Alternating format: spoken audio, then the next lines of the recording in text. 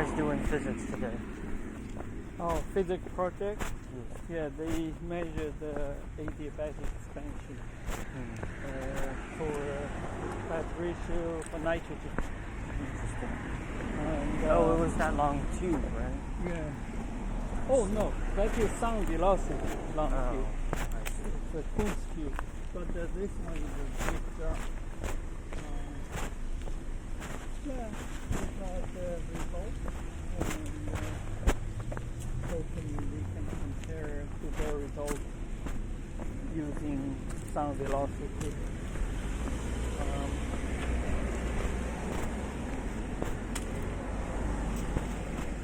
How about yours? Chemistry project. They just boiled water. That That's was it? it. Yeah. Did they take any They used a probe to measure the temperature. temperature? Oh, good. Is that close to 100 degrees Celsius? Some of them got there, yeah. Is that too simple? That is a physical chemistry, right? I guess, yeah. Measuring temperature. Did they measure ice water temperature? Yeah, they got some ice and they heated it. So they got some ice and they heated it. So it went from 0 to 100. Oh, interesting. Is it the curve? Yeah. I think that is as long as they have some data to show.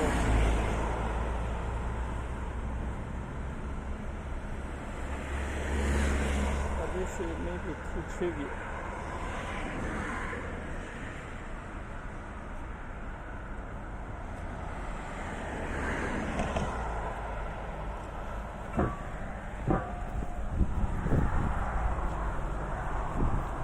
If they can measure temperature and the pressure at the constant volume, that would be interesting, right? It's not constant volume, it's in an open beaker. Yeah, constant pressure. So, that keep boiling. When keep boiling, the temperature is still 100 degrees, right? Mm-hmm. It just keep boiling, and they can also measure the weight, the mass, keep boiling. Anyway, so we need to design some experiment according to some laws, to some equations, so that they can have some relationship between variables. Mm-hmm. So in our case, we change,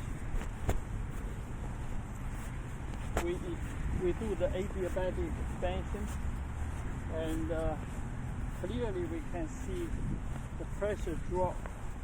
And then when we reseal it, it's a constant volume. Then the pressure climbing up again because of the temperature going in.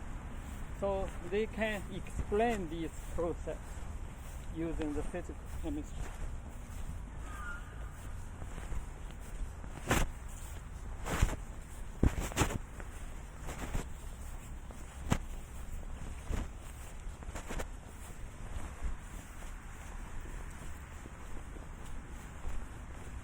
On Monday, I taught them to do the fuel cell and sound velocity method to measure the heat fat ratio for nitrogen, argon, and CO2.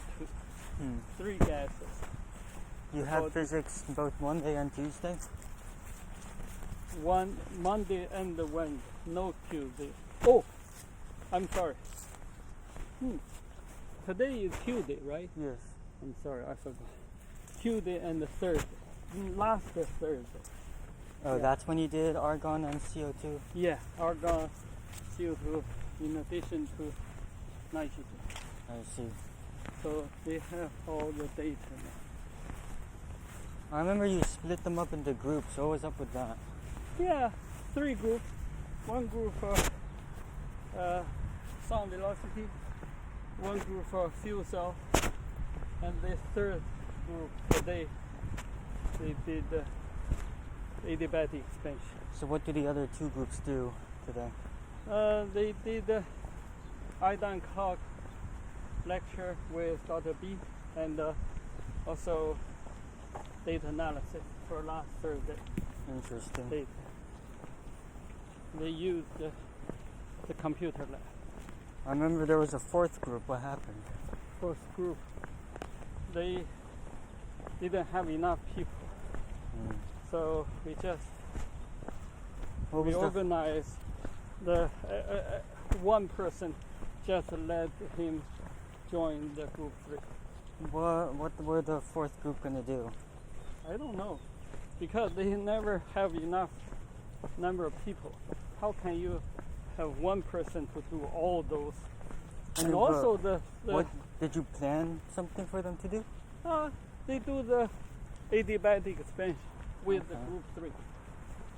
So you had planned 3 projects from the start? Yeah, no, we have 4 projects. So now only 3 groups, 3 projects. Iodine clock, basically they make things, didn't have much physics.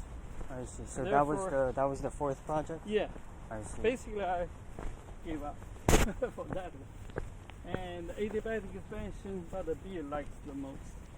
Therefore, we just do the cone cube, and they use the Lisa-Jones pattern and use the sine wave with different phase. They have different pattern. You can show that. Adiabatic expansion, they use different instrument to measure the pressure and show the before and after the expansion, how pressure change, and using this information to calculate the heat capacity ratio. And the third one is the fuel cell. And today they had difficulty how to do the data analysis.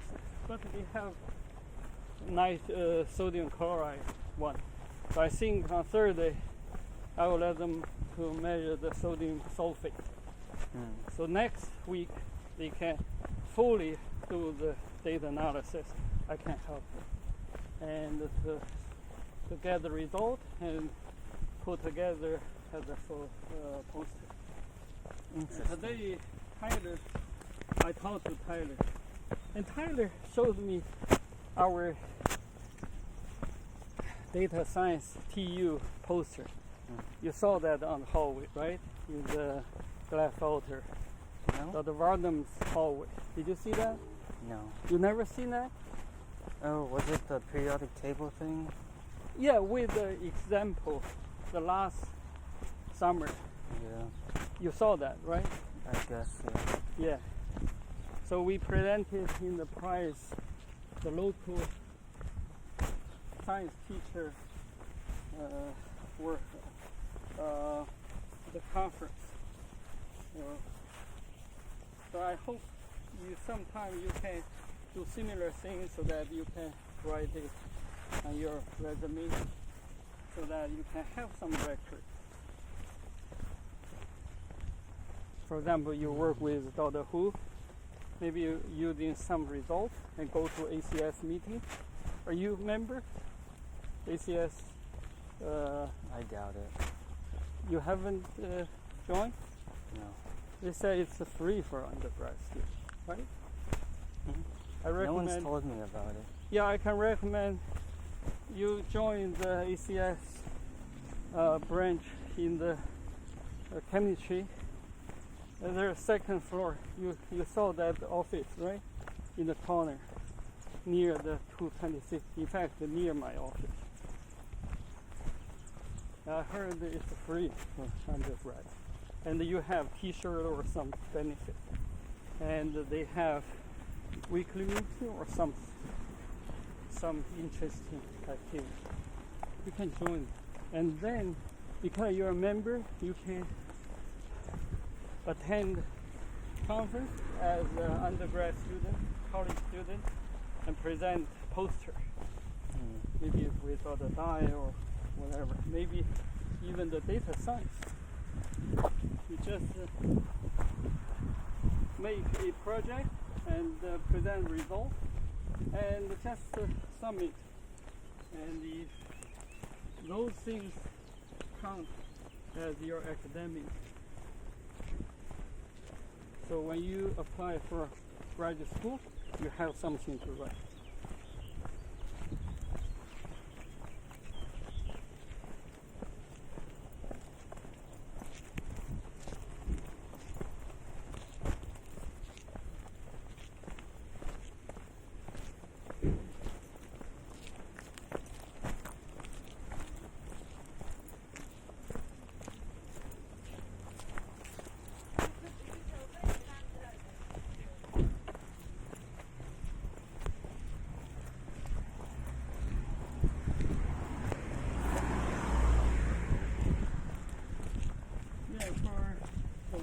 You're doing with the hoop, you can summarize whatever result.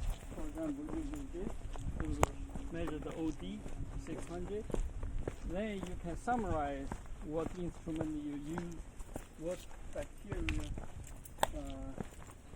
write down, and what result you got, and maybe put into Word file so that constantly. Eventually, you just pull some interesting result and present. Okay? So this is something you think about. Keep doing that.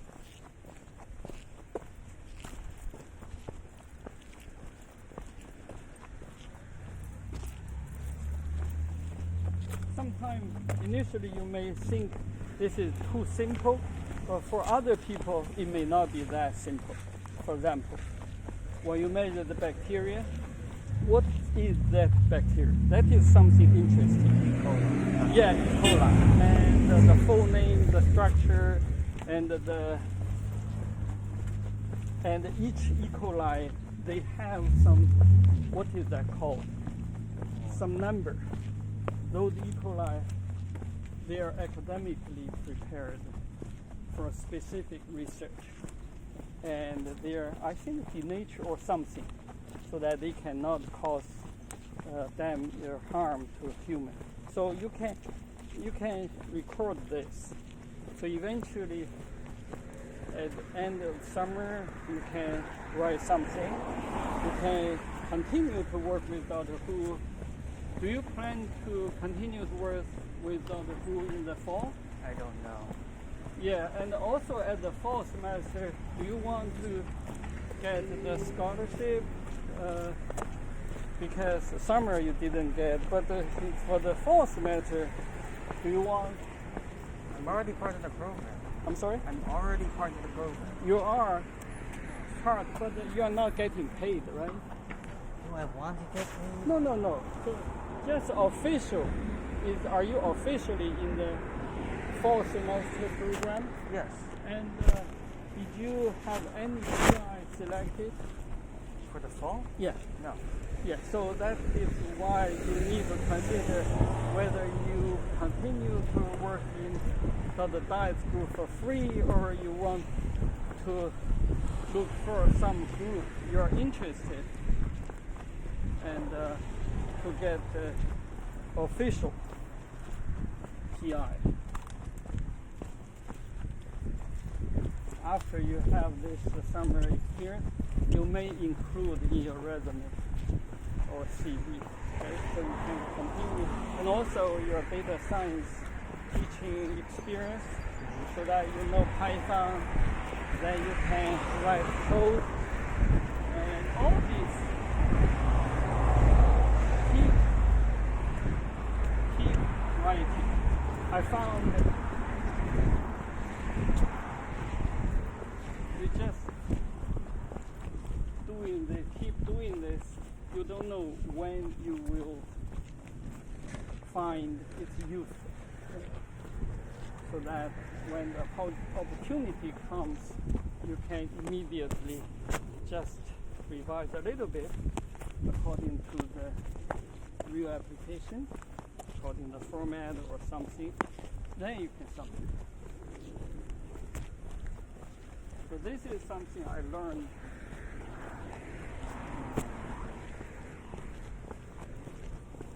And if Dr. Dai has some new funding, then definitely, because you already have some experience.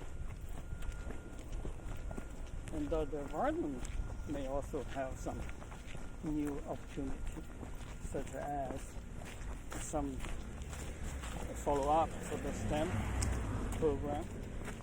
For example, the Saturdays, remember those the follow-up program. She may need some help. If you are doing well, I'm sure she will consider. Of course, your courses, class studies will be most top priority. These are just side work.